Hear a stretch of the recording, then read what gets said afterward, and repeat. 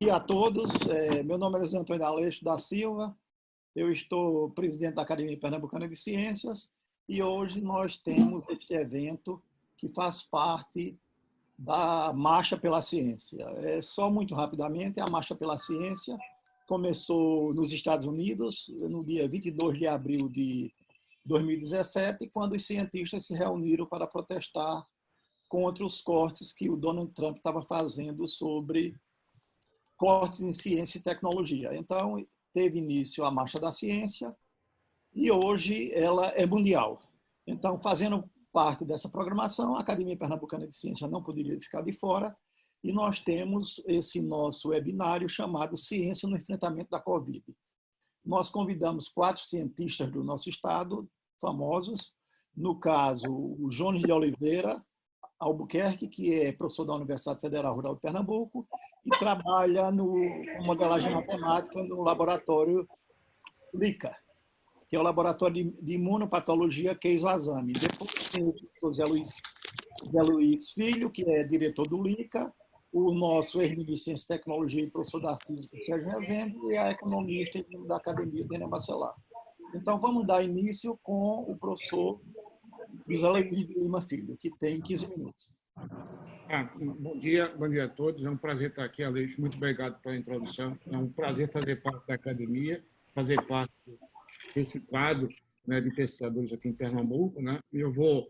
Fiz uma pequena apresentação, né, sobre testes e medicamentos sobre o Covid, né?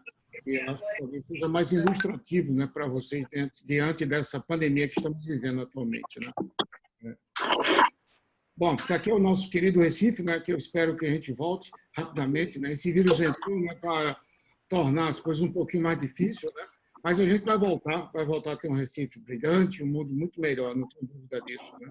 Essa aqui é a plataforma multicamada, que possivelmente o professor Jones vai entrar em maiores detalhes, e ali já tem uma lista de vários colaboradores que participam conosco, né, aqui no LICA, nesse enfrentamento. Né? Bom, vamos falar um pouco, né, sobre os testes diagnósticos, tá certo? E talvez você já deve ter escutado várias histórias, né? O que é o teste diagnóstico, o que é o PCR, né? Como é que ele funciona, por que os testes rápidos não estão funcionando, né? Então, fiz um quadro rápido para vocês entenderem um pouco. Olha só, esse daqui é uma tabela dos coronavírus que atacam o homem, né? Tem 1, 2, 3, 4, 5, 6, 7 coronavírus, né? A maioria deles, realmente, vocês estão vendo ali, né? Eles têm um efeito não muito violento sobre o sistema humano. Né? Isso talvez explique porque alguns governos não ficaram tão preparados para essa pandemia atual. Né? Os mais, eu diria assim, os mais agressivos, com mortalidade muito alta, que vocês estão vendo aqui, né? Esse aqui, o MERS, né? Que foi em 2012, você vê que nesse século a gente já passou por várias contaminações do coronavírus. Né? Isso indica que, possivelmente, essa lista vai aumentar nos próximos anos. Temos que estar preparados para eles. Para você ter ideia, o MERS tem 37% de mortalidade, o atual só tem 12% de mortalidade, mas o processo de contaminação dele é muito alto e isso faz com que muita gente. Tá? Bom, os testes, vamos lá para os testes. Os testes eu coloquei aqui, os testes que chamam moleculares. Se vocês estão vendo aqui nessa... Bom, a minha tabela aqui, meu quadro também está fechado aqui com a apresentação. Vocês estão vendo que aqui no seu lado direito tem a imagem do vírus, né? E tem um vírus aberto. Dentro do vírus, ele tem um material nucleico, né? Que é um RNA. Né? E esse RNA que dá identidade, tá certo, do vírus. Então, o primeiro método, que é um método antigo, né? É um método que tem mais de seus 40 anos, é feito como a gente chama um PCR normal. Só PCR. Essa fita de RNA e depois a gente consegue visualizar. Você veja que esse processo ele tem 3 etapas. Você extrai o RNA, você amplifica e você detecta. Né? Esse processo todo, um método normal de PCR, você leva o dia todo para você ver identificar 5 a 6 amostras. Né? Bom, houve uma evolução muito interessante, mas também uma evolução que já tem seus 30 anos ou mais, que chama-se Real-Time PCR, RT-PCR. O que ele faz? Você tem que extrair o material, né, do núcleo do vírus, depois você faz uma amplificação e detecção ao mesmo tempo, usando essa maquininha aqui. Então, essas 2 etapas, elas se centralizam numa só. Quanto tempo leva isso? Vocês veem que aqui está até praticamente no mesmo tamanho, né? 2 horas, 2 horas e meia para extrair, mais um tempo para fazer a mistura e depois mais ou menos 2 horas de amplificação e detecção. 5 horas, mais ou menos, dependendo do equipamento que você usa. E essa técnica já tem algumas dificuldades. Nesse processo de extração, se você usar manualmente para extrair, o rendimento é maior, mas, em compensação, você pode contaminar o operador. Isso faz com que, ao longo do tempo, os operadores talvez possam ficar em quarentena e você não vai ter mais pessoal para trabalhar. Daí você usar robôs para fazer esse processo de extração, que também não evolui ao longo do tempo, né? Tá certo? Eles são relativamente lentos. Então, mesmo com robô, você consegue extrair isso em mais ou menos em 2 horas, 2 horas e meia.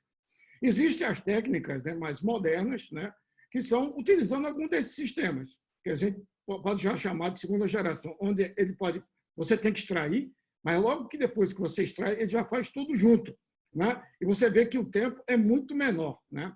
Isso aqui é um sistema que, inclusive, o Leica, né, desenvolveu junto com a Toshiba Keno para o Zika, né? E acredito que nas próximas semanas, aqui o Leica, a gente vai estar desenvolvendo com a Keno Médico um sistema mais evoluído do que esse, onde a gente pode reduzir o tempo da resposta. Esse aqui eu chamo os testes moleculares. Por que molecular? É o teste que eu amplifico o material genético que está dentro do vírus. E aí é a identidade correta do vírus. Então, é um teste muito mais correto do que os testes normalmente utilizados. Esse aqui é um sistema, né, desenvolvido pela Abbott, também por Zika, que foi adaptado por Covid, está sendo usado nos Estados Unidos.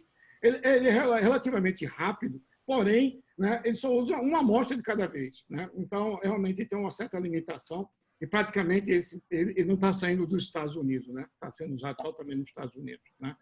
Você vê, gente, que a dificuldade desses testes é o tempo e o custo, né? Isso faz com que nós fiquemos, eu diria, no final da linha, né? E aí você tem outros testes. Esse aqui é um teste chamado teste rápido. Esse aqui é um teste rápido para o Covid, entendeu? Como é que funciona esse teste rápido? Você tem um anticorpo nessa área, né? Que quando você coloca a amostra, se o anticorpo for específico, né, para o antígeno que você vai colocar, esse anticorpo liga ao antígeno, no caso o vírus, e ele vai formar uma linha. É um processo de cromatografia, né? Aí você vê as linhas se dão positivo ou negativo, tá certo? Esse é o chamado teste rápido, que aqui, como você está vendo, se você vai procurar IgG e IgM. Isso aqui você vai usar uma gotinha de sangue mesmo. Você usa uma gotinha de sangue, corre com um tampão, né? E se realmente tiver um antígeno, no caso, um anticorpo específico para o coronavírus, ele vai colar nesse material, né? Nesse anticorpo específico para ele vai correr nessa fita, eles vão se concentrar nessa linha. Ele vai dizer se você tem IgG ou se você tem IgM. IgM é um anticorpo produzido no início da infecção. E o IgG ele é produzido mais tardiamente, né? Bom, qual o problema, né? Esses aqui são proteínas, né? Se você não guarda bem, se o anticorpo não é tão específico, se a quantidade não for tão boa, o resultado vai dar falso negativo, né? Então, nós estamos vendo alguns testes desses que estão no mercado, é melhor você usar uma moeda. A moeda dá 50% de chance, né? Entendeu? Esse daqui, alguns só dão 35% de chance. Bom, você vai dizer, vai evoluir? Vai evoluir. Nos próximos meses é bem capaz que a gente tenha produtos de melhor qualidade, né? Existe um último teste, né, que usa o mesmo princípio, né, só que ele usa o material fluorescente, e aí eu vi Fernando na física, isso é mais um presente da física para nós, são os materiais fluorescentes, né, que a gente usa com uma ELISA, que é essa placazinha onde dê positivo, com material fluorescente ele fica azul ou verde, depende do fluorômetro, né? Esse também já está sendo comercializado. Então, existem 3 testes moleculares, os testes imunológicos, né? Eu diria 2, né? 2 grupos. Os imunológicos, que é o ELISA, que é esse que vocês estão vendo aqui, e o teste rápido, que foi utilizado. Isso em termos de teste. Agora vamos falar um pouco da doença, né? A doença, né? O Covid, como vocês sabem muito bem, aqui eu coloquei um esquema, né, relativamente simples, né, para a área médica, talvez complexo para você, mas não vou entrar em muito detalhe não, gente. Bom, como vocês estão sabendo, a doença ele ataca principalmente o pulmão. O pulmão é a entrada do oxigênio. Se não tem o oxigênio, o nosso sistema orgânico ele é praticamente todo destruído, tá certo? Eu não vou entrar muito em detalhe, mas o que é que ocorre? Vamos falar das etapas, né, da doença. O vírus ele entra pela orofaringe, daí que a amostra é coletada na orofaringe, né, utilizando os métodos que eu já tinha falado anteriormente para vocês, está aqui para diagnóstico, né, está aqui no ETP-PCR. O que é que ocorre? O vírus ele impregna a célula e começa a fase de replicação. Ele entra e começa a replicar. Nessa fase, na verdade, de 4 a 5 dias, que é o início. É aquela febre, entendeu? É aquele mal-estar, tá nessa fase. Posteriormente, né, de 4 a 5 dias, aí começa a complicar mais. Nós temos o nosso processo de defesa, tem algumas dessas células chamam macrófagos, células dendríticas, células epiteliais, né, onde o vírus vai contaminar, e aí essas células vai dizer assim, gente, temos que atacar o invasor, tá certo? Então, eles começam a produzir, como chamam, antígenos. Né? Esses antígenos servem para quê? Serve para chamar o exército. Pronto. O exército vai ser formado por anticorpos. Esses anticorpos que vai ser formado nessas células, né, ele vai ligar ao vírus. E assim que liga ao vírus, os macrófagos vão e destroem. Ponto. Essa é a ideia. Para fazer isso, quem é que chama esse exército? Quem chama esse exército são as citocinas. Tá certo? Essas citocinas é que chamam o exército, que são esses marcadores aqui produzidos por essas células. Então, o que ocorre? Ocorre a infecção viral e começa a produzir. O organismo é acionado e diz, chama o exército. Aí o que ocorre na doença? O exército pode ir de uma forma muito rápida para cá. Muita citocina sendo produzida. Se muita citocina é produzida, muitas células chegam, eles começam a formar, não digo nem só essas células, eles desequilibram o organismo de tal forma que começa a formar trombos e começa a fechar o sistema vascular. E aí o que é que ocorre? Né?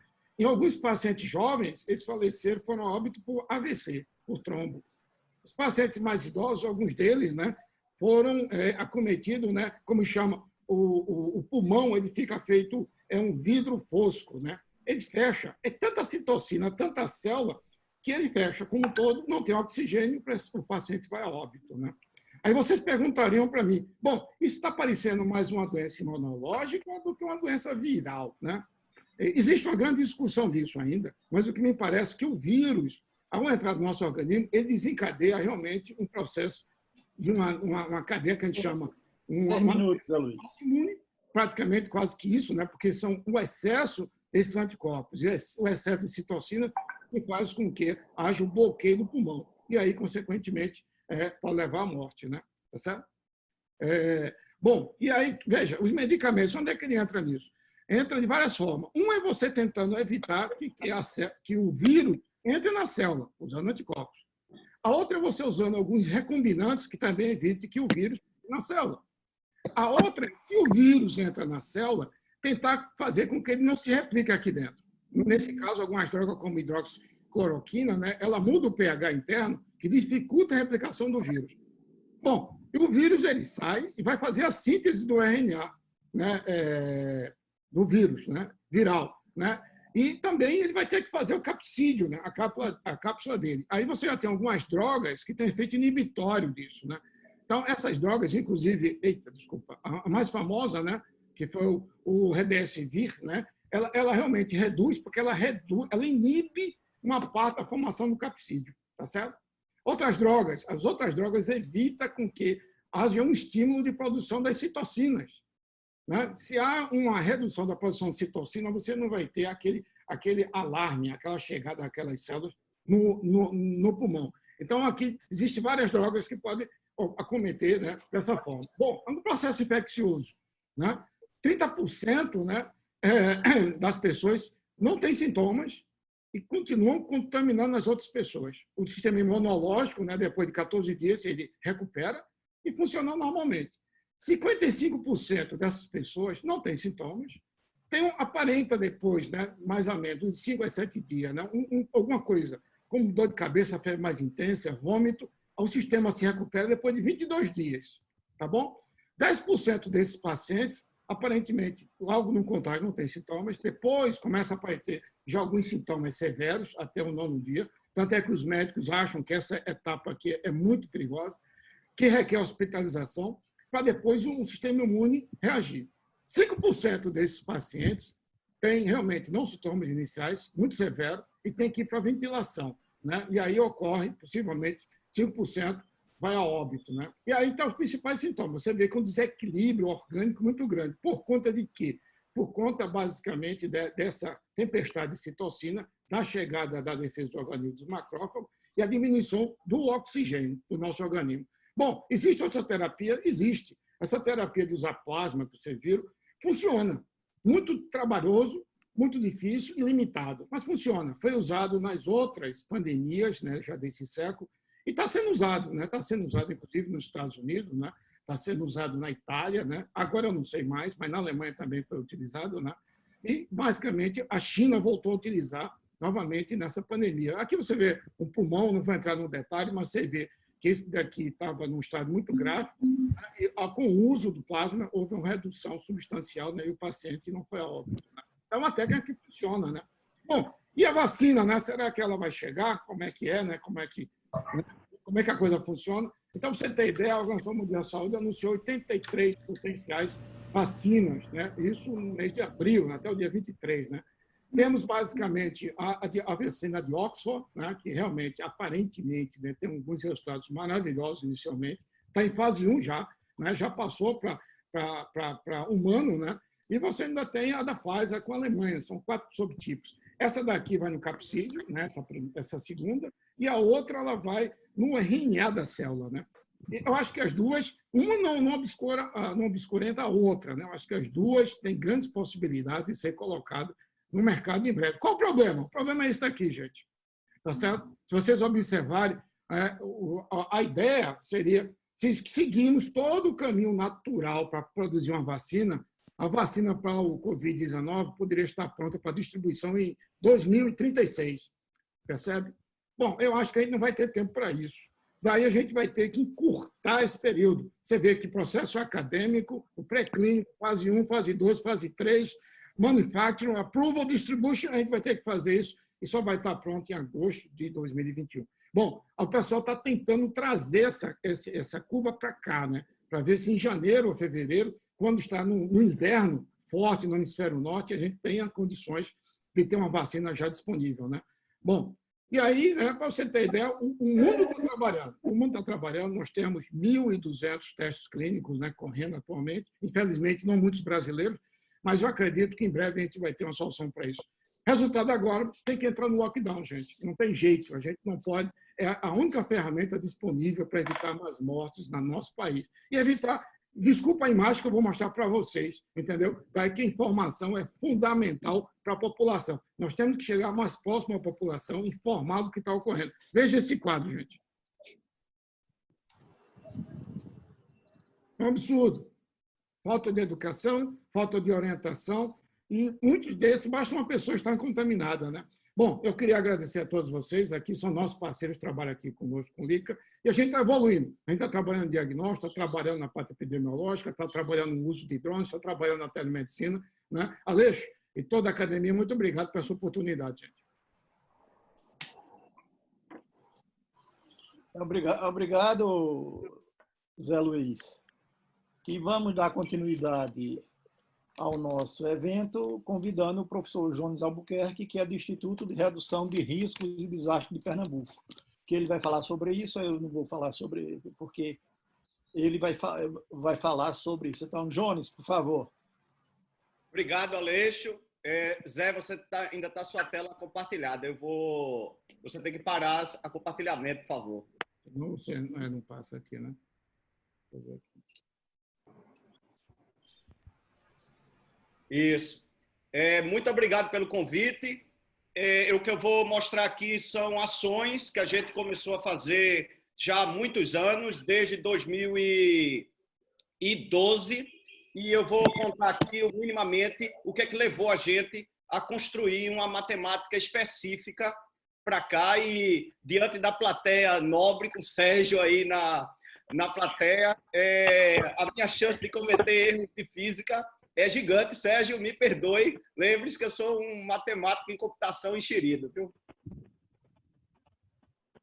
Eu vou começar com um vídeo feito por um químico quântico, matemático e químico quântico, que me perguntou: Jones, por que você está acertando as curvas e o mundo não tem acertado?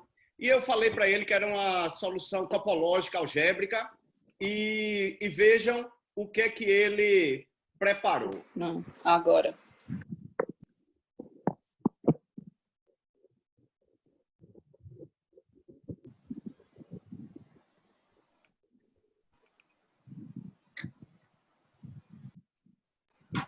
Pernambuco, quando mostra as garras do leão e da leoa também, preste muita atenção nessa sessão que logo vem, porque a ciência nos ilumina e o povo quer ir além.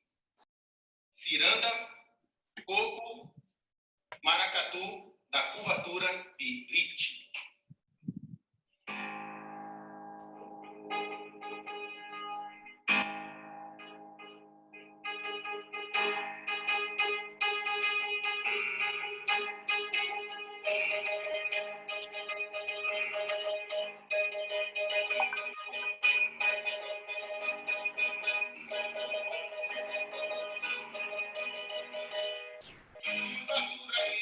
É especial, vem da matemática, um objeto formal.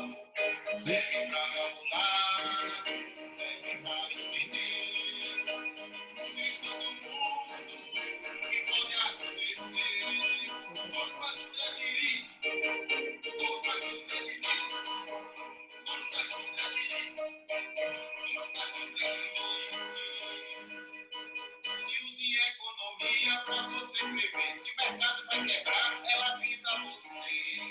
Por favor, não me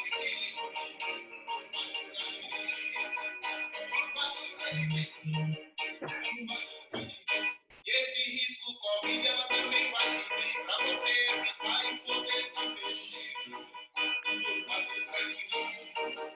Por favor,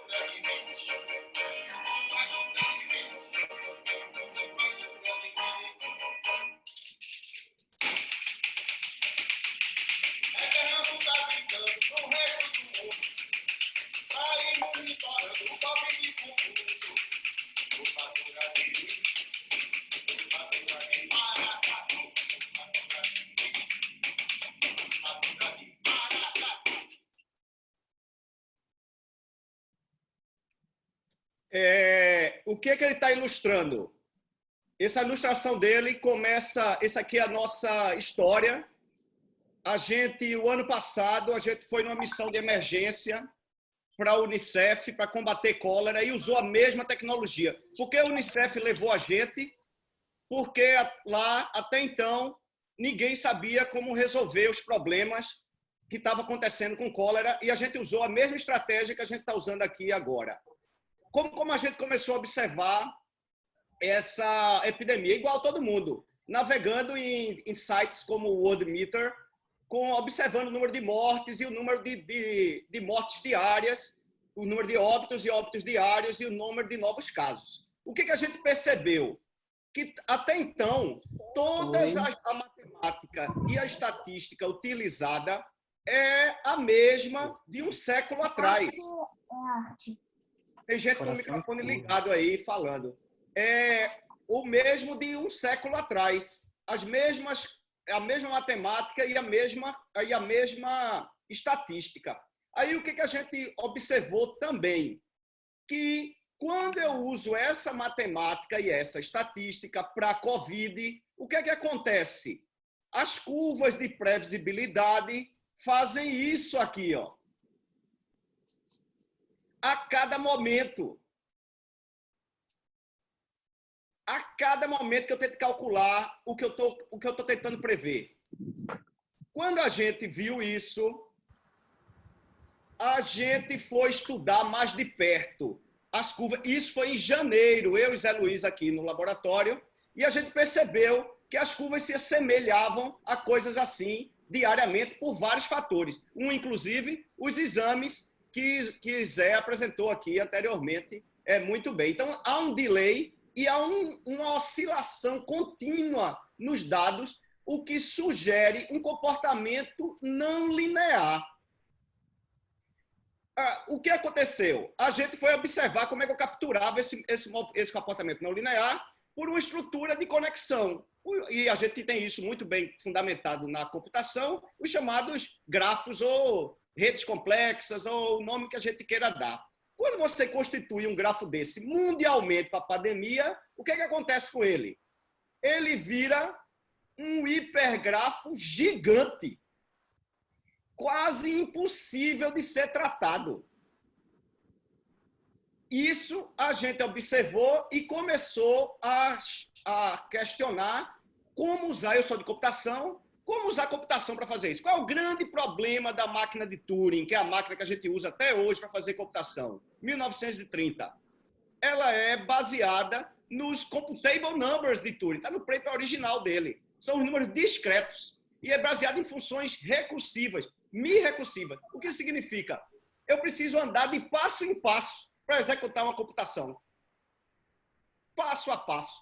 Andar em 1 bilhão de nodos, passo a passo, é impossível.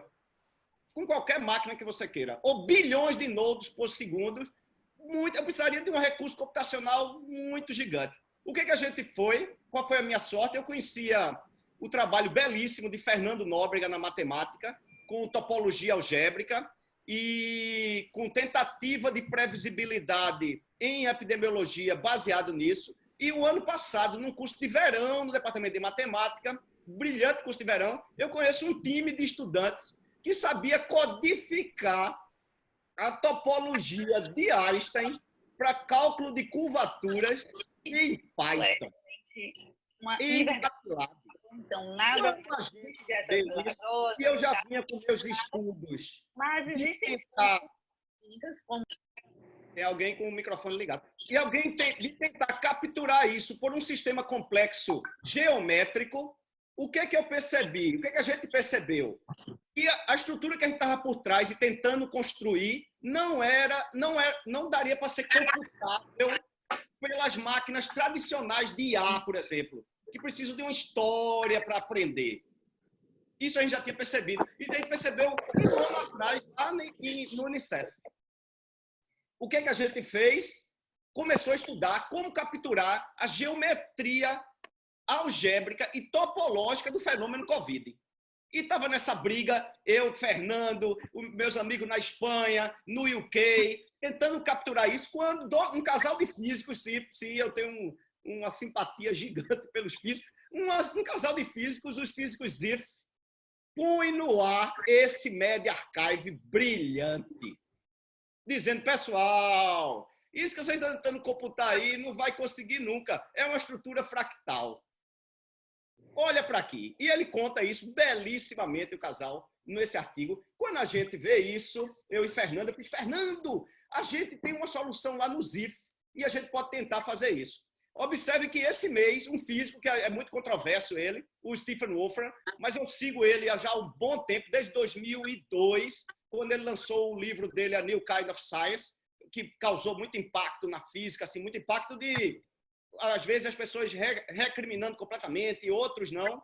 E ele lançou nesse mês um estudo dele sobre isso. Quando a gente fez isso e uniu a teoria de ZIF a nossos estudos, isso tem um artigo submetido na Physical Review Letter, eu acho que é isso, uma delas lá. A gente monta essa estrutura. Danilo é o estudante de doutorado que sabe isso com bastante propriedade. Fernando Nóbrega é como Cristiano, que fez a música para a gente, um cidadão híbrido. Ele é um físico matemático, é alguém que fala topologia. E a gente parou. Se tem gente na física que não fala topologia algébrica, imagina na computação. Não falam. Imagina na saúde pública. Menos ainda. Na estatística, pouco. O que a gente fez? Juntou esse povo e construiu o que é o modelo topológico algébrico de perceber as curvaturas. Está tudo documentado no paper. O que esse modelo topológico faz? Igual Einstein fez, capturando as curvas de espaço-tempo, com uma geometria específica para isso. O que a gente fez ainda? Como a gente sabe codificar, programar, a gente programou isso. Por que a computação no mundo não construiu nenhum sistema de modelagem desse? Porque o pessoal de computação não sabe topologia algébrica, não consegue ler Einstein. Por que os físicos não fizeram? Porque os físicos estão estudando Einstein. Poucos sabem programar web. E o que foi que eu fiz? Quase nada.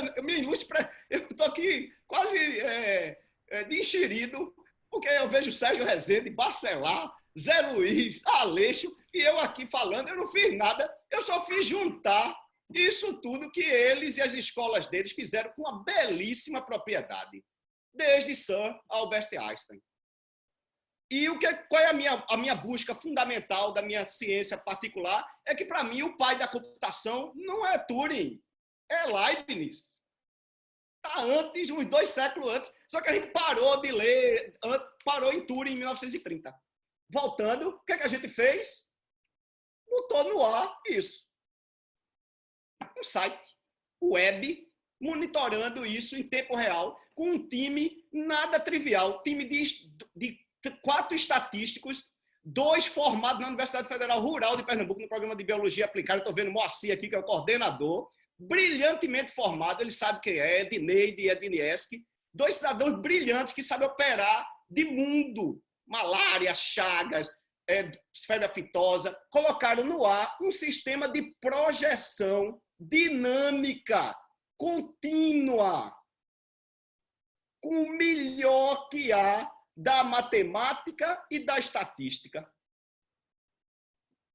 O que a gente percebeu, olhando isso?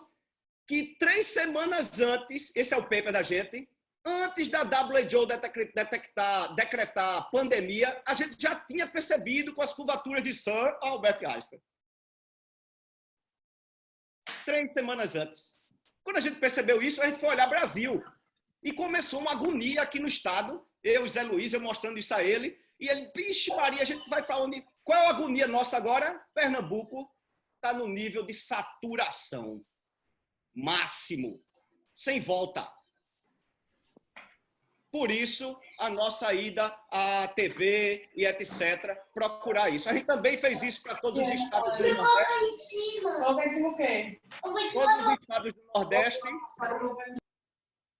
E a situação não vai nada boa com o nosso país. Bem, é isso que eu queria contar, deu meu 15 minutos. E muito obrigado pela oportunidade de falar isso aqui numa roda, num ambiente tão nobre. Obrigado. Jones, muito obrigado e vamos dar sequência agora. Vamos dar sequência agora com o nosso ministro de Ciência e Tecnologia, Sérgio Rezende, que vai falar sobre o consórcio Nordeste, que é algo inédito nesse país, que está tentando atenuar essa pandemia com os governadores do Nordeste. Então, Sérgio, por favor. Obrigado, Aleixo, pelo convite para participar desse webinário. Temos palavras novas, né? Para mim, novas, por conta dessa pandemia. Aprendi muito sobre os testes da doença com a grande aula do Zé Luiz e aprendi bastante com o Jones sobre o modelo deles, que eu já tinha lido alguma coisa, mas não tinha entendido. Depois, Jones, eu queria que você explicasse por que já que vocês têm o modelo, por que as projeções estão sendo feitas só por 3 dias? Nós sabemos que projeções por mais dias são arriscadas, mas seria muito interessante, mesmo que elas não sejam públicas, que você ponha no nosso grupo de modelagem projeções arriscadas mais longas. Mas deixa eu falar, então, o que eu estou fazendo aqui. No ano passado, em agosto, quando o presidente da República, numa reunião com os governadores, se referiu aos governadores da Paraíba de modo pejorativo, porque a Paraíba é um grande estado. Mas quando ele falou em Paraíba, é o jeito que muitas pessoas no Sudeste tratam nordestinos, são os paraíbas. Bom, os governadores perceberam que tinha uma dificuldade com o governo federal, o governador do Nordeste, dos 9 estados.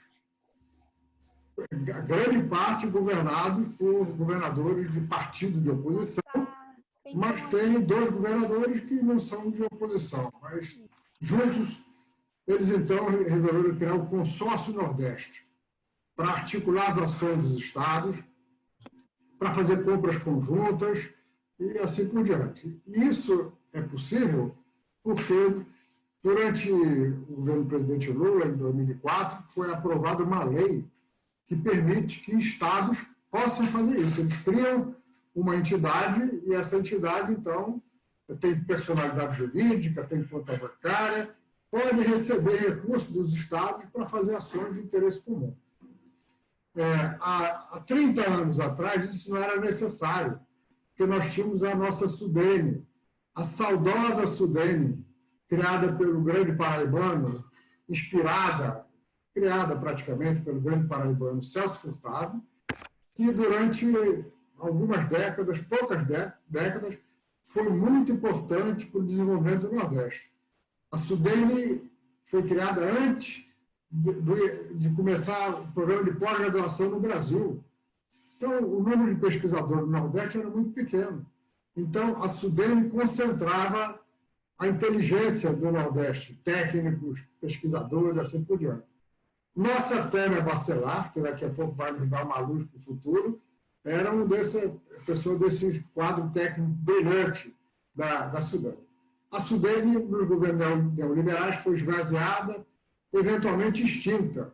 Aquela SUDENE autarquia foi extinta. No governo Fernando Henrique, ela foi transformada numa agência de pouca importância, que, na verdade, existe até hoje, mas não tem importância alguma. A gente nem ouve falar mais na SUDENE.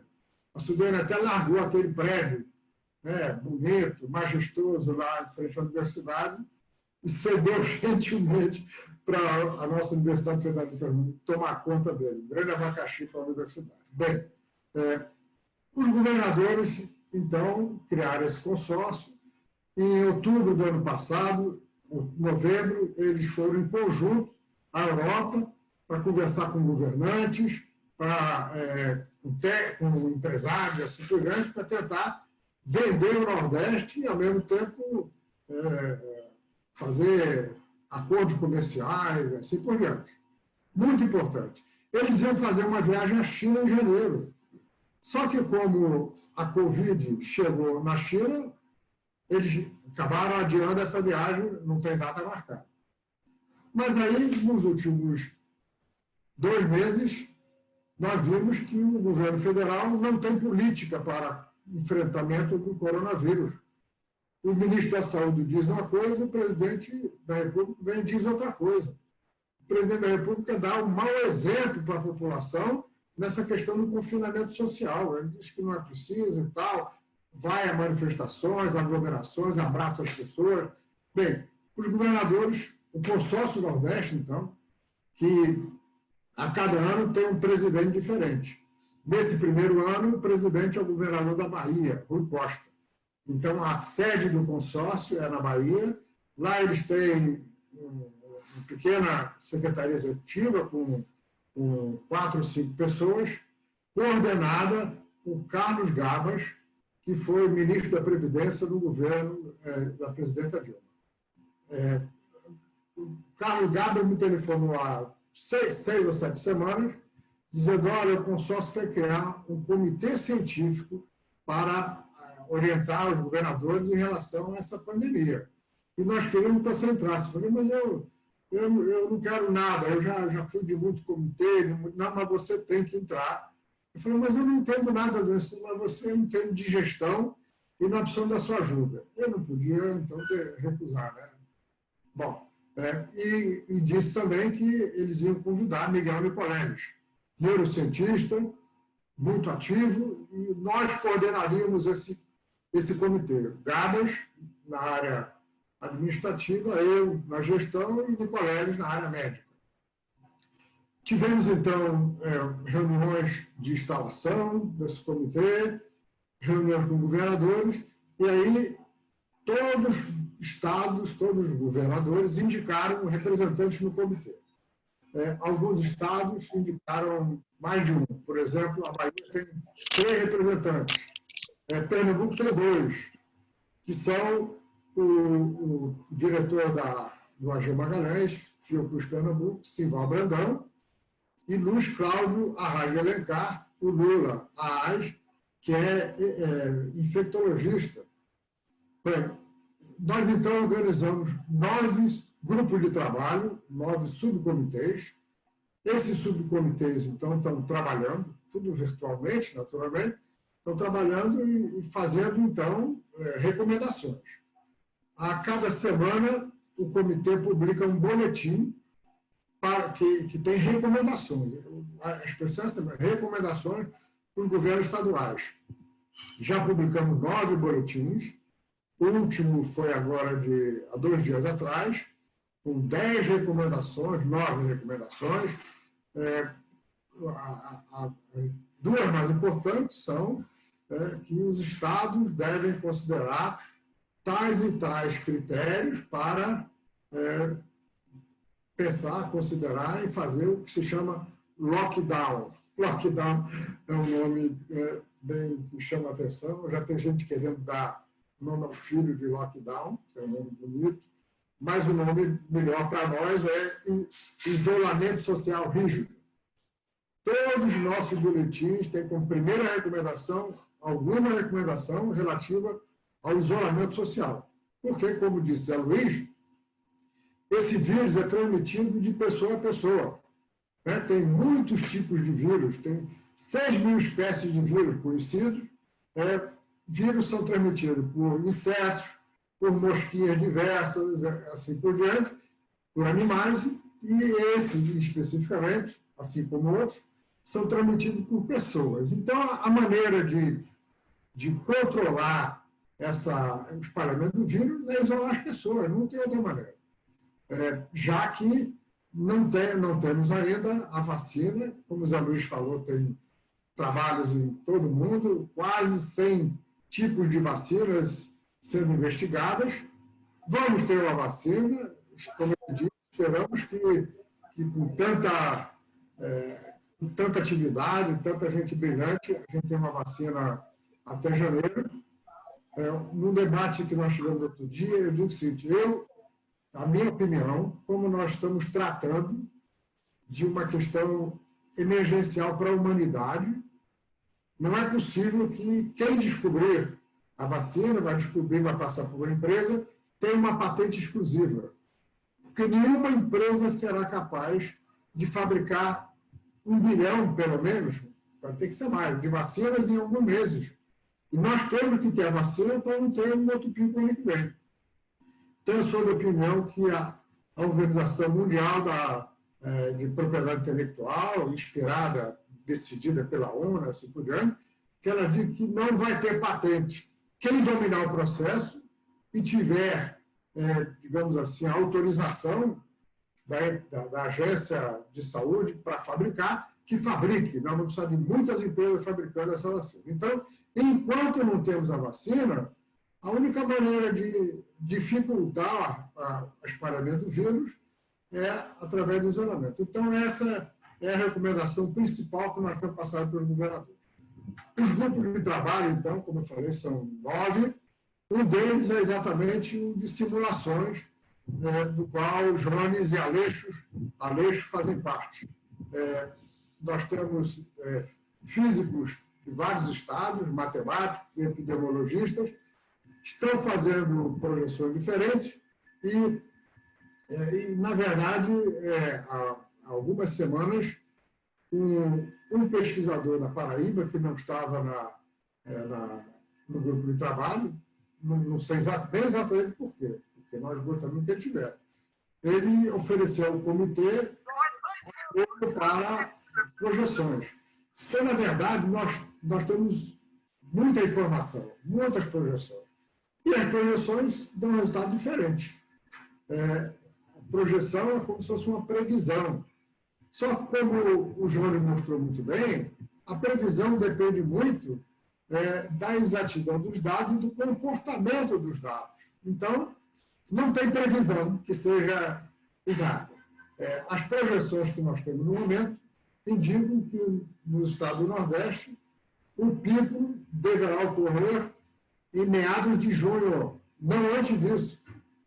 Há algum tempo atrás, achava que seria até o final de abril, depois até o final de maio. As nossas projeções indicam que não será antes de meados de junho, entre 10 e 20 de junho, por aí. Agora, tudo vai depender do comportamento.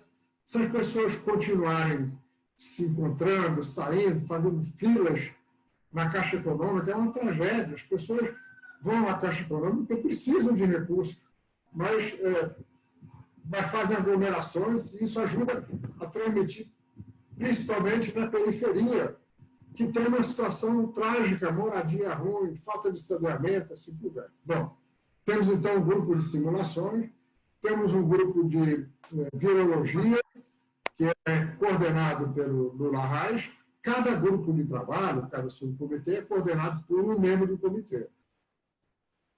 Nós temos um de epidemiologia, um de equipamentos, outro de protocolos e assim por diante. Então, esses grupos se reúnem, mandam para a quantidade de informação que corre é muito grande, né? Então, cada pessoa que tem conhecimento de um artigo científico em qualquer lugar sobre o assunto, bota no grupo. Então, tem muita troca de informações, e o que o comitê faz é procurar filtrar e fazer recomendações. Felizmente, os governadores do Nordeste têm seguido as nossas recomendações. A última, nós insistimos que a taxa de isolamento, que tem sido inferior a 50%, tem que aumentar. Ela tem que passar para 60% a 70%. Principalmente nas regiões onde o vírus está espalhando em maior intensidade, que são a região metropolitana do Recife, de Fortaleza e de São Luís, no Nordeste, né? Então, nós estamos recomendando critérios para que eles considerem que, quando atingir esses critérios, eles decretem o lockdown.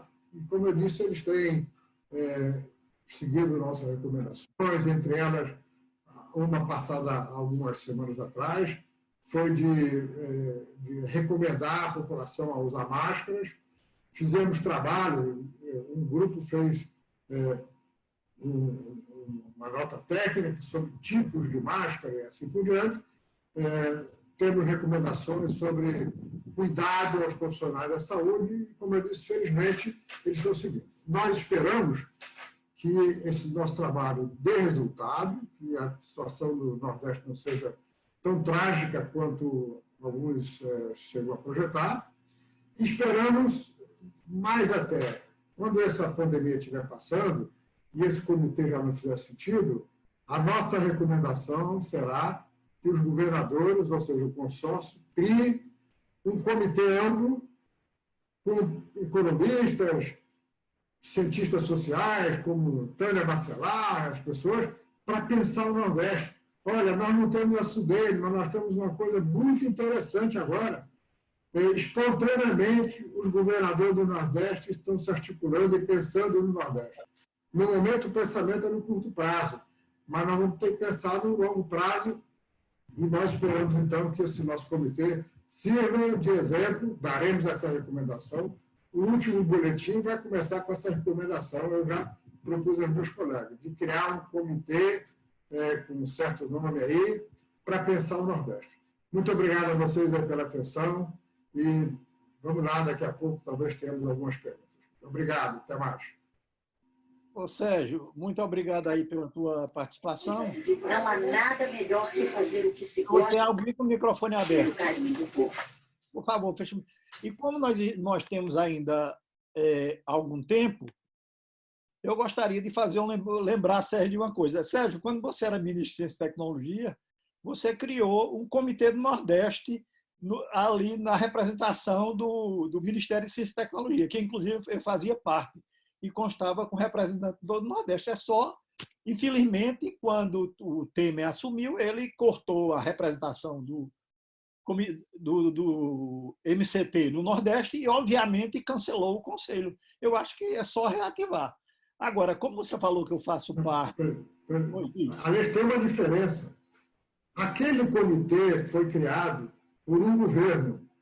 E, como nós temos esse problema, depois veio o governo, desfaz o que o outro fez, ele acabou não continuando. A grande novidade é que esse não foi criado por um governo federal, foi criado coletivamente pelos estados do Nordeste. É um grande avanço. Então, aquele, se for reativado, melhor. Mas não precisamos do governo federal para ter o Nordeste unido. Não, o que eu estou aqui dizendo, Sérgio, é o seguinte, é que aquele já foi uma ideia e que agora o Nordeste assumiu. E como o Sérgio falou, eu faço parte do comitê, do subcomitê de modelagem, mas eu estou aprendendo, porque eu trabalho, Sérgio, com modelagem de florestas. Mas eu queria só, você perguntou ao Jones, que eu vou passar para a Jones, nós temos tempo ainda, eu vou passar para a Jones daqui a pouco, porque as previsões são só de 3 dias e não vão mais tempo.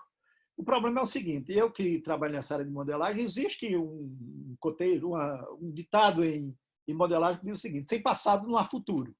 O que quer dizer com isso? É que se você conhece o fenômeno, ele completo, se ele já ocorreu, a modelagem fica extremamente fácil, porque você sabe o comportamento dele. Então, por exemplo, na área de floresta, a gente consegue fazer previsões de daqui a 10 anos, 15 anos, se tiver o conhecimento sem problema nenhum. Mas o Covid é um fenômeno novo, então ninguém sabe o comportamento. Então, o que é que está sendo feito? Como o Jones falou, ele faz projeções por 3 dias, porque pode ser que amanhã haja uma modificação do vírus que mude completamente o destino da coisa. E fazer previsões ao longo do tempo pode ser arriscado. Eu estou fazendo minhas previsões, particularmente, estou mandando para a Jones, mas eu estou aprendendo nesse comitê. Então, Jones, por favor, entra e completa a resposta de Sérgio. Que isso, Aleixo. Você respondeu aí brilhantemente. As curvas, Sérgio, eu tenho tentado responder as suas perguntas sofisticadas. É igual as perguntas de Weiner, que é o estatístico da Fiocruz, que está com a gente. De vez em quando ele entra no grupo e faz uma pergunta. Eu faço, vixe, lá vem, é por isso. Realmente, a gente vai tentar fazer. A gente fez uma estimativa para 7 e 15 dias, mas como eu mostrei, as curvas fazem isso. Mesmo na estrutura. Se a gente acertar isso, Rezende, a gente pode usar o mesmo nas bolsas de valores e seremos todos milionários, porque o comportamento veio de lá e parece ser muito com isso. Agora, concordo, você está corretíssimo, Aleixo, a dinâmica temporal. E observe outra dinâmica. Ontem, um jornalista do Estadão me pergunta... Fala com a Eliane Brum. Jones, por que nas segundas-feiras e nos domingos a quantidade de óbitos é menor? Olha a pergunta sofisticada. E eu disse, você acha que é porque as pessoas ficaram em casa na sexta e no sábado? Ele, eu estava pensando que era isso. Eu falei, não, é porque os insumos são poucos. A maioria dos laboratórios privados não trabalham no sábado e na sexta. E, além disso, os óbitos já aconteceram há dias. Então, quando eu represo, aí é normal ter um número pequeno. Então, isso faz com que a projeção enlouqueça. E aí a lei está coberta em razão. A gente tem tentado, a gente tem a certeza disso, de madrugada de noite, tentando responder minimamente isso para lhe ajudar nessa tentativa de juntar uma previsibilidade para o Nordeste. Esse é o nosso trabalho por aqui. Ô, Sérgio, e a coisa ainda é um pouco mais difícil no momento, com relação ao número de casos. Modelar o número de óbitos é mais fácil, porque é um dado concreto. Mas com relação ao número de ocorrência de casos, fica muito mais difícil pelo seguinte, porque eu tive vendo os dados de Pernambuco, proporção de Pernambuco, ocorre o seguinte, para cada 10 pessoas que estão infectadas, existe em torno de 8 que o exame está sendo feito. Então, se esse exame está sendo feito, significa dizer que tem uma margem de pessoas que está ali, que se você der uma chance, uma probabilidade de 50%... Com os jovens, principalmente com as meninas, as jovens. Tem alguém com o microfone aberto. Se você der uma probabilidade de 50% dos exames feitos, significa dizer que não são 10, são 14. Então, a previsão do número de casos é muito mais difícil do que eu demonstro. Mas vamos dar continuidade, nós estamos no tempo legal. Agora vamos escutar a Tânia Bacelar, que vai falar que eu acho que é extremamente importante exatamente essa questão. Vida ou economia, como o nosso governante máximo tenta imputar na cabeça das pessoas que a economia é o caso mais importante. E o presidente da Argentina foi muito feliz quando disse que vida não tem retorno, a economia se recupera. Por favor, Tânia. Eu queria dar meu bom dia a todos e começar agradecendo o convite e a honra de participar tanto da academia como deste evento. Começo dizendo que para a ciência econômica também não está fácil esse momento, para a gente entender e explicar essa crise e estimar os seus impactos.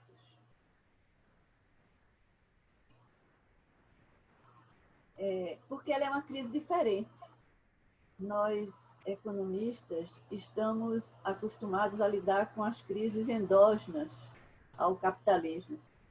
O capitalismo ele tem um comportamento cíclico e crise é normal, digamos assim, na dinâmica capitalista e tem muito acúmulo de conhecimento sobre a dinâmica dessas crises. Mas essa crise é diferente, porque ela é uma crise que não veio das entranhas da economia. Ela veio de uma crise sanitária que antecede a crise econômica e é mais importante do que a crise econômica, pelo que Aleixo já falou, porque o vírus mata as pessoas. Então, aquele debate que o Brasil experimentou, ainda bem que a gente superou esse debate, ele não fazia o menor sentido. Temos que atuar na crise sanitária e na crise econômica ao mesmo tempo, dialogando uma com a outra, mas sobre a prevalência da dimensão da crise sanitária, porque ela ameaça a vida humana. Então, o isolamento social é, por enquanto, o remédio que nós temos, e o isolamento social é que provoca a crise econômica, porque ele promove dois choques na economia, um choque de oferta e um choque de demanda ao mesmo tempo. As pessoas não podem trabalhar e aí a economia não consegue produzir e, como as pessoas não conseguem se locomover, também o consumo fica comprometido, sobretudo se a renda também for afetada. Então, você cria uma crise onde temos, ao mesmo tempo, um choque de oferta e um choque de demanda funcionando. Mas a gente tira uma lição interessante para a nossa reflexão desse fato, é que as pessoas são fundamentais na vida econômica. Essa é uma lição. Mesmo na era do robô, mesmo na era da inteligência artificial, quem move a vida econômica são as pessoas. Por isso que a gente tem que priorizar a vida humana, até do ponto de vista da economia, se não fosse por razões éticas e humanistas. No ambiente mundial, a primeira observação que eu faço é que os impactos da crise vão ser diferentes do ponto de vista da economia, por elementos da economia e por elementos não econômicos. Então, por exemplo, a eficácia do remédio conjuntural, que é o isolamento, está sendo muito diferente mundo afora. E os determinantes não são econômicos, são muito mais sociais e culturais e políticos, no nosso caso também, do que econômicos. Tem países como Portugal, para não falar da China ou da Coreia do Sul, que são muito carimbados, está tendo um desempenho muito bom na crise. Uma das razões centrais é o sucesso da política de isolamento. Por outro lado, testagem em massa. Países que fizeram testagem em massa também não é uma dimensão da economia, é uma dimensão da política sanitária. Quem está mais eficiente e tem mais condições disso está saindo melhor, mas isso dialoga com a economia também, porque é preciso ter estruturas produtivas dos testes com amplitude suficiente para atender as pessoas, tá certo? E um outro elemento, que esse é mais centralmente econômico, é a situação anterior da dinâmica econômica, ou seja, de onde é que os países estão vindo antes da crise. Quem vinha melhor, as pessoas estavam melhor, as empresas estavam melhor, o Estado estava melhor, e aí tem mais gordura para queimar na hora da crise. Então, estavam saudáveis e capitalizados na crise. As estruturas produtivas de cada país também estão influenciando. algumas estruturas produtivas mais completas ajudam, estruturas produtivas fragmentadas como a nossa dificultam, né? Então, alguns países, por exemplo, estão sendo mais capazes de praticar rapidamente reconversão industrial e gerando produtos que a demanda da saúde está colocando. E o Brasil, por exemplo, está tendo muita dificuldade de fazer essa reconversão em algumas cadeias produtivas. E a crise está colocando em discussão no mundo da economia um conceito recente de cadeias globais de valor, porque a fragmentação espacial dessas cadeias ela está sendo um elemento de dificuldade para enfrentar as carências que estão surgindo na crise econômica. Então, a minha conclusão desse bloco é que a crise está generalizada, é uma crise mundial econômica, como o vírus está atingindo mundialmente as pessoas, mas a profundidade da crise e as condições de resposta da economia à crise estão sendo diferentes país a país. Então, esse é um tema de reflexão para os economistas. No caso do Brasil, a minha hipótese é uma hipótese pessimista. Eu diria que a crise aqui vai ser grande e os impactos da crise vão ser mais prolongados do que em muitos países. E é uma crise que vai ser muito dura no nosso mercado de trabalho, e já vinha muito mal. O Brasil tinha um desemprego elevado, uma informalidade brutal, e o ambiente das micro e pequenas empresas. Também entre as empresas é quem vai ter o maior impacto, e dentro dos setores produtivos, comércio e serviços, que no caso do Brasil tem um peso muito grande na economia. Então, o setor que tem mais peso é o que vai ser mais afetado na economia. O Brasil agrícola, por exemplo, está tendo menos problema no auge da crise, como vinha não tendo antes da crise, né? Por que o Brasil está mais fraco? Tem várias razões, vou destacar algumas. Primeiro, aquela de que não estávamos bem, a gente vinha de um período de crise, 2015, 2016 foi uma recessão forte, e a recuperação praticamente estava levando a um padrão de crescimento de 1% da economia nacional. Então, o Brasil vinha ruim, os agentes econômicos estavam fragilizados, temos um governo em histórico déficit fiscal, então os agentes econômicos estão com dificuldade de enfrentar a crise. E quando a gente olha para a solução vem do governo. Aí aquele debate entre saúde e economia tinha uma resposta. O governo pode arbitrar essa discussão, porque, principalmente o governo federal, porque ele pode gerar os meios para financiar as ações necessárias na economia, e ele é o único agente econômico que pode fazer isso, né? Então, teve uma outra lição interessante, que é, no meio da agonia, a gente voltar a olhar para o Estado e refletir sobre a importância do Estado na vida do país e na vida econômica do país. Então, essas são lições que a gente vai retirando também da crise, né? No nosso caso, as nossas medidas, primeiro a gente teve que enfrentar aquela discussão.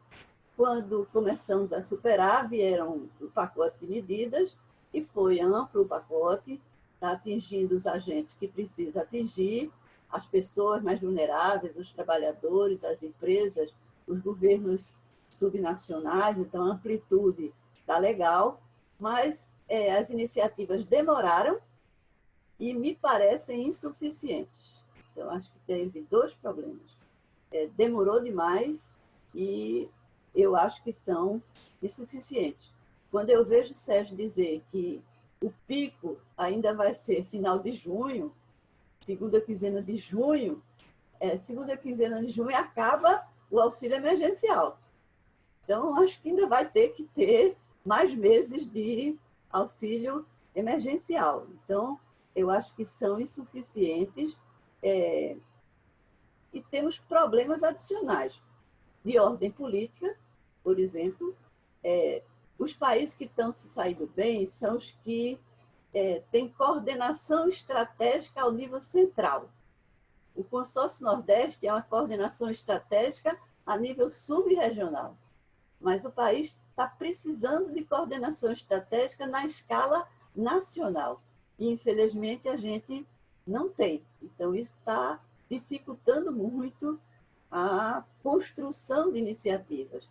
Veja que essa última iniciativa de apoio a estados e municípios nasce num canto, vai para outro, volta para o Congresso, vai para o Senado, volta para a Câmara. Então, o tempo que isso leva é o tempo da agonia crescendo na vida econômica do país. Então, a gente está perdendo tempo discutindo, disputando, incrivelmente disputando o espaço político no meio da pandemia. Então, essa é uma razão séria que não vem da economia, vem da política, mas também vindo da economia, eu diria que o perfil da equipe econômica que nós temos hoje na direção do país também é um problema, porque a hegemonia da visão liberal, ela não deixa de ser uma trava, porque o pessoal se convenceu que teve que fazer, mas faz com dificuldade.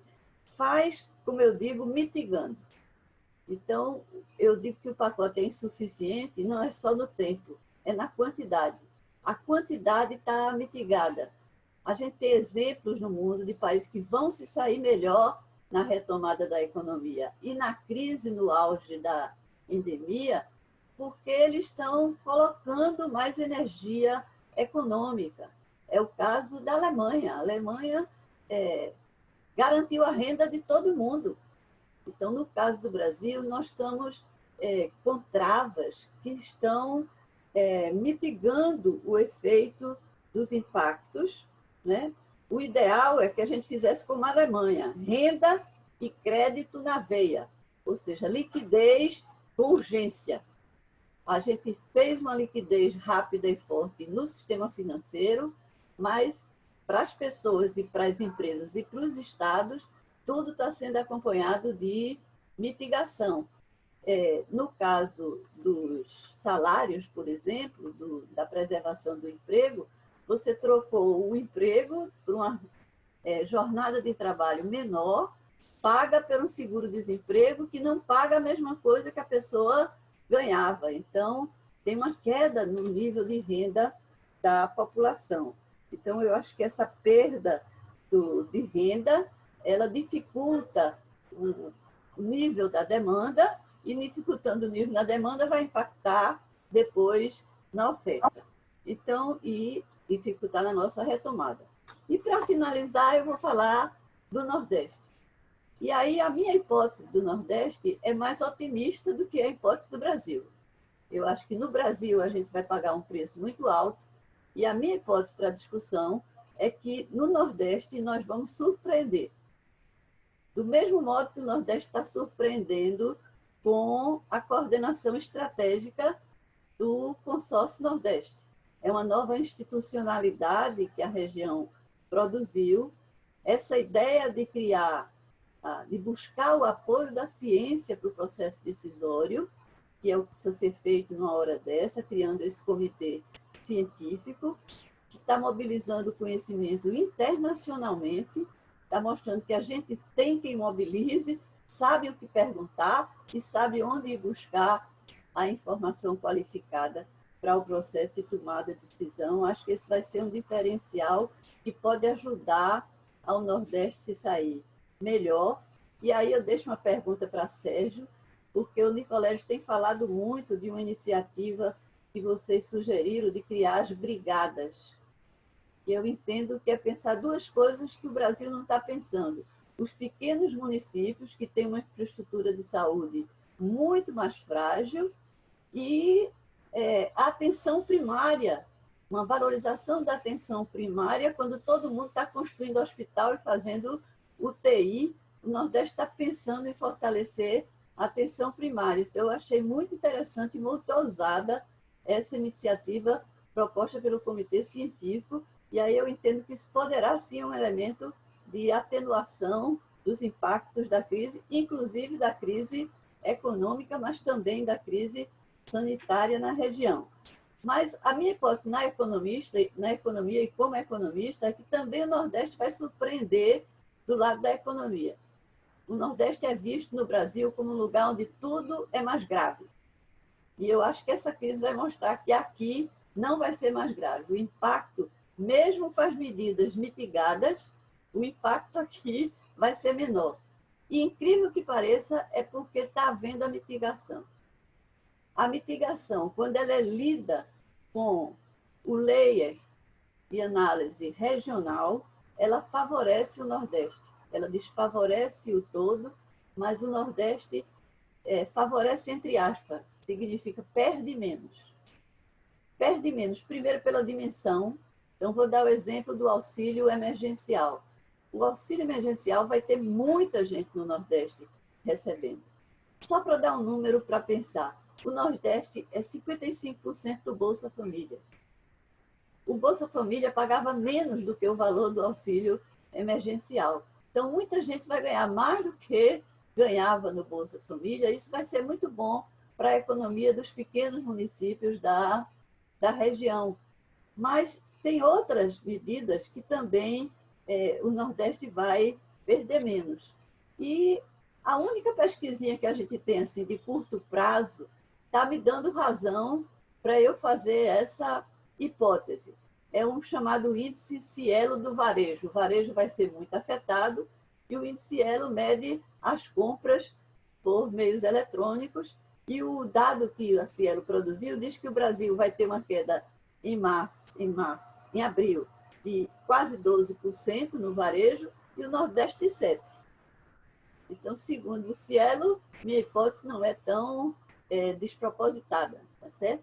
Agora, saindo da renda emergencial, que também é o karma do Nordeste, o povo do Sul pensa que aqui só tem Bolsa Família, eu vou falar um pouco do programa que atende à economia formal. Na economia formal, eles fizeram aquela mitigação para os trabalhadores. O cara, para não desempregar, ele renegocia a jornada de trabalho, mas a lógica da proposta é que, na renegociação da jornada de trabalho, quem ganha mais, o seguro-desemprego cobre um percentual menor da renda da pessoa. Então, ele cria a seguinte lógica: quem ganha mais, perde mais, e quem ganha menos, perde menos. Então, veja, no Nordeste, de todas as pessoas ocupadas no quarto trimestre de 2019, que é o último dado que a gente tem, aliás, um parênteses, nós estamos num apagão de informação também. Então, o CAGED, que é muito importante para a gente trabalhar, parou em dezembro, não foi por conta da pandemia. Então, os economistas estão com muita dificuldade de buscar informação consistente.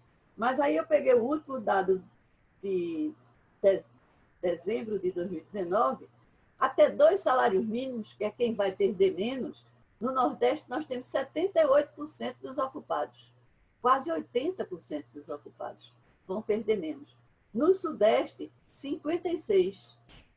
Então, somente 56% lá vão perder menos e nos maiores salários vão perder mais, segundo a MP 936. E aí já tem 2 estudos calculando essa taxa de reposição. Tem um estudo muito interessante do DIEESE e tem um estudo do Grupo de Economia da Unicamp, que calcularam essa taxa de reposição e chegam a essa mesma conclusão que eu cheguei. As perdas vão ser maiores no Sudeste do que no Nordeste.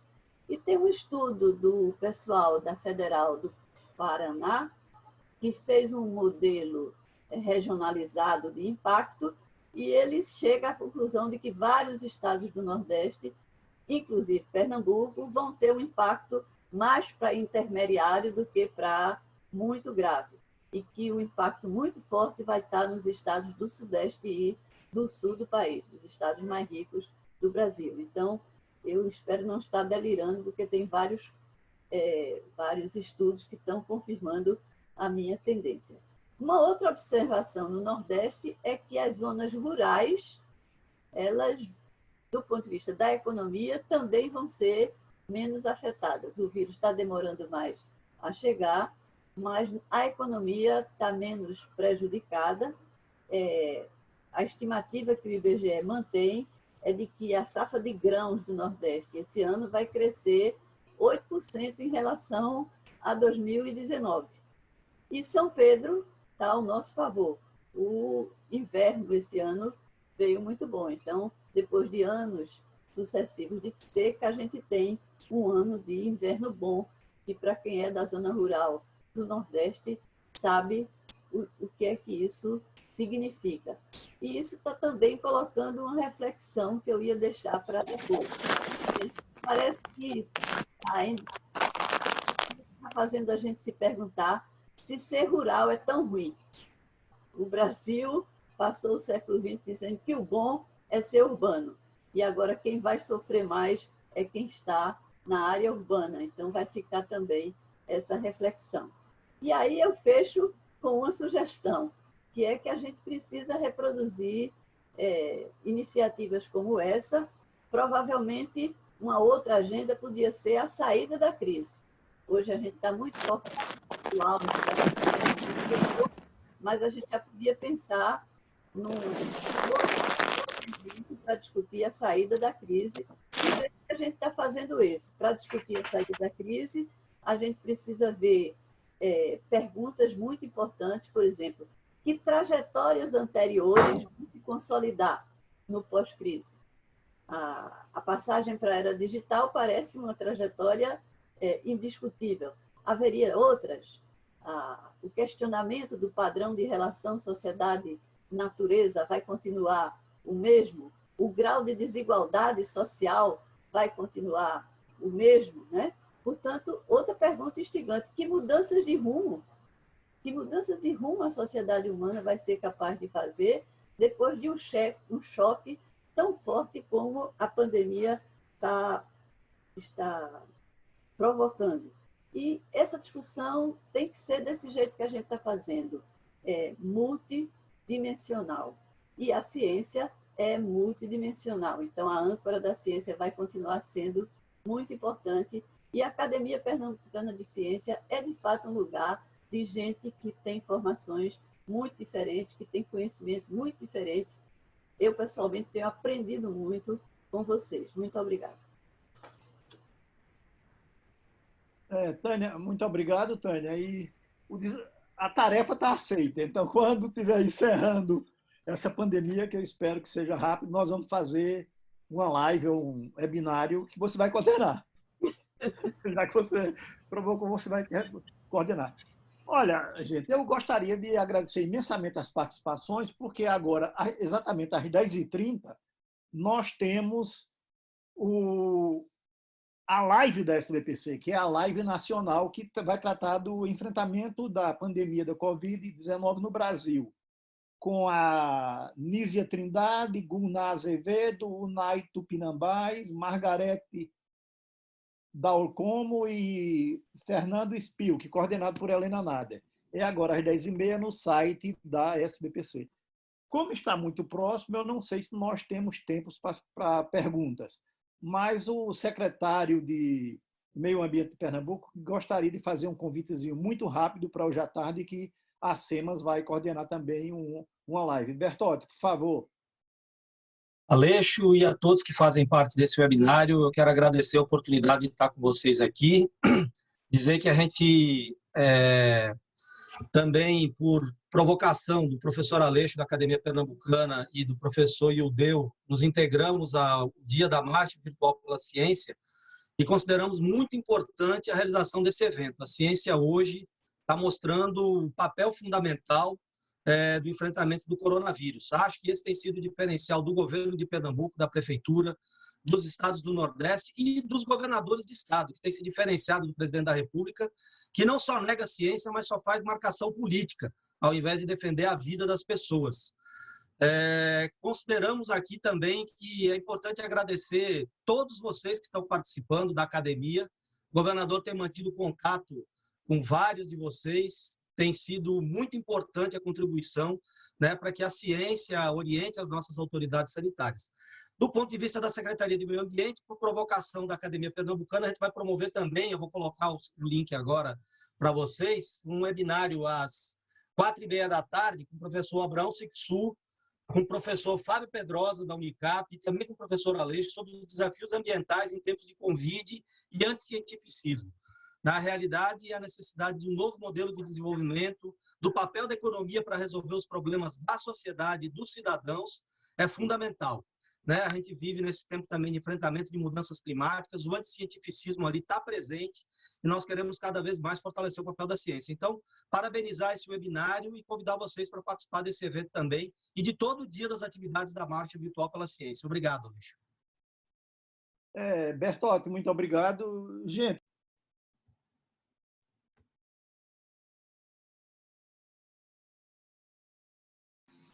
Aleixo, está sem som, Aleixo. Obrigado, Sérgio. Olha, gente, nós estamos a 10 minutos de iniciar o da SBPC. Eu vou abrir para uma pergunta. Vai ser na base do... Quem for mais rápido de apertar aí, entre e faça uma pergunta. Ninguém pergunta? Eu tenho um comunicado. Tudo bem. Meu nome é Marcos Antônio da Silva Costa, eu sou procurador regional da República, eu sou secretário de Tecnologia da Informação e Comunicação do Ministério Público Federal e sou...